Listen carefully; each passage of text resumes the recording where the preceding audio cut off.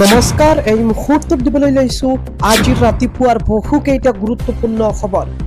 আজি হৈছে 17 অক্টোবৰ আৰু এই ধৰণৰ খবৰসমূহ নিতৌ চাবৰ বাবে চেনেলটো সাবস্ক্ৰাইব কৰি ভিডিঅ'টোত একোটাকৈ লাইক কৰি দিব।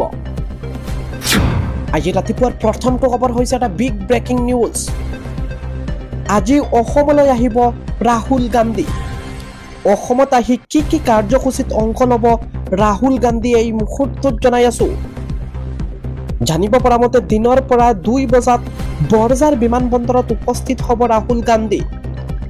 বিমানবন্দৰৰ পৰা পোনে সোণাপুৰৰ জুবিন ক্ষেত্ৰলৈ যাব। সোণাপুৰত প্ৰাণৰ জুবিনক শ্ৰদ্ধাঞ্জলি অৰ্পণ কৰিব ৰাহুল গান্ধীয়ে।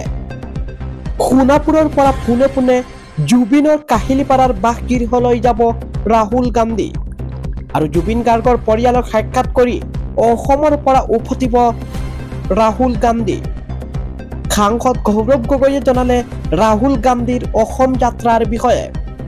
ইফালে ৰাহুল গান্ধী জুবিন গাৰ্গৰ সমাধিলৈ 28 দিন পিছতেহে আহিব আৰু কংগ্ৰেছৰ বাবে জুবিনক মূল্য ইমানেই নেকি?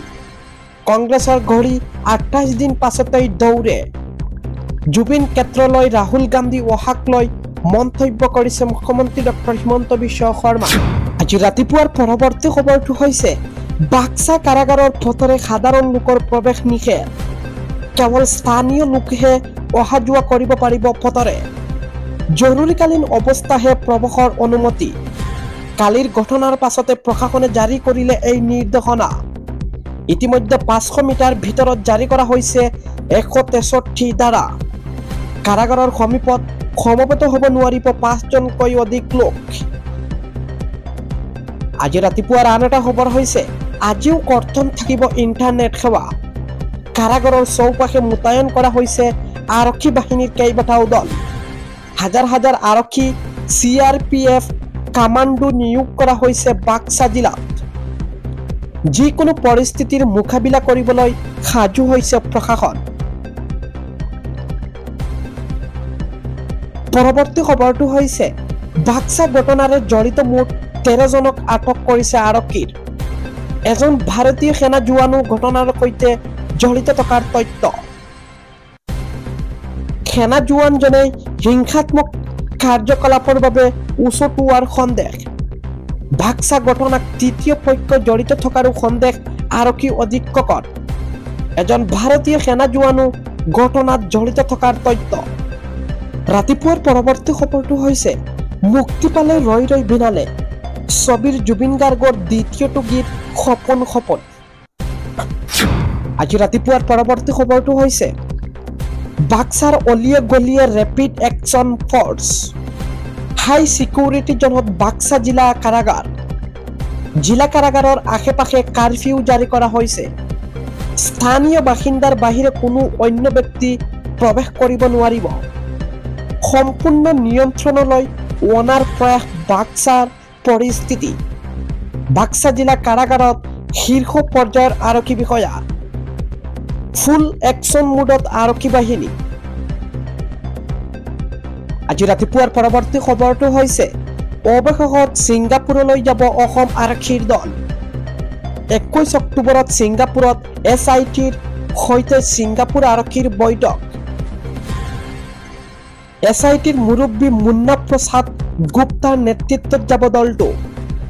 20 অক্টোবৰত ছিংগাপুৰলৈ যাব অসম আৰক্ষীৰ দল।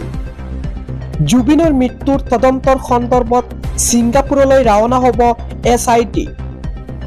বুধবাৰে বৈদেশিক পৰিক্ৰমা মন্ত্ৰী S জয়শংকৰে বৈঠক হৈছিল CMৰ আৰু ছিংগাপুৰ উচ্চ আয়ুক্তৰ সৈতেও বৈঠক হৈছিল অসমৰ মুখ্যমন্ত্ৰীৰ।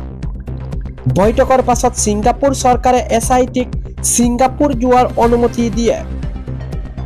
X হেণ্ডেল যোগে মুখ্যমন্ত্ৰীয়ে ঘোষণা কৰে আৰু এয়া চাব পাৰে পোনপটীয়াকৈ দেখুৱাই আছো। এয়া হৈছে ৰাজ্যৰ মুখ্যমন্ত্ৰী ডক্টৰ হিমন্ত বিশ্ব শৰ্মাই X হেণ্ডেল যোগে এনেদৰে ঘোষণা কৰিছে। আমি পোনপটীয়াকৈ দেখুৱাই ল'বলৈ লৈছো। এয়া আপোনালোকে প্ৰত্যক্ষ কৰিব পাৰে।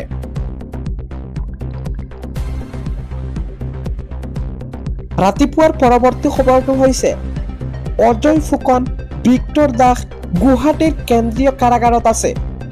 মুখ্য ন্যায়াধীশ ধন্দাধীশৰ নিৰ্দেশত বাক্সালৈ নিয়া হৈছে 5 অভিযুক্তক। আজি ৰাতিপুৱাৰ আন এটা খবৰ হৈছে জুবিন গাৰ্গৰ মৃত্যুৰ তদন্তক লৈ কেবিনেটৰ ডাঙৰ সিদ্ধান্ত। ফাষ্ট ট্ৰেক আদালতত হ'ব জুবিন গাৰ্গৰ মৃত্যু ৰহস্যৰ তদন্ত। ডিচেম্বৰ মাহৰ আৰম্ভণিতে SITয়ে দাখিল কৰিব চাৰ্জশ্বীট। বিচাৰ নিষ্পত্তিৰ বাবে ফাষ্ট ট্ৰেক আদালতত হ'ব শুনানি। স্পেচিয়েল পাব্লিক প্ৰচিকিউটৰক দিয়া হ'ব গোচৰৰ দায়িত্ব। মহাধিবক্তাৰে আলোচনা কৰি দিয়া হ'ব নিযুক্তি। কেবিনেটৰ অন্তত মুখ্যমন্ত্ৰী ডক্টৰ হিমন্ত বিশ্ব শৰ্মাই কৰিছে এই ঘোষণা।